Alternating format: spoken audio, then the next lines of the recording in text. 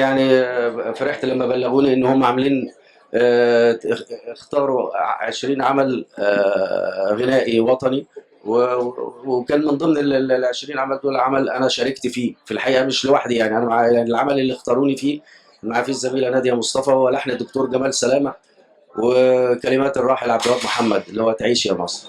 اقول لهم الف مبروك واحنا ابتدينا نحقق اول خطوه في الحلم، وعايزين نبقى اكتر مجهود في الفتره اللي جايه. اقول له مبروك عليك لان انت تستحق ان انت تكون نقيب الغناء العربي مش امير الغناء العربي بس.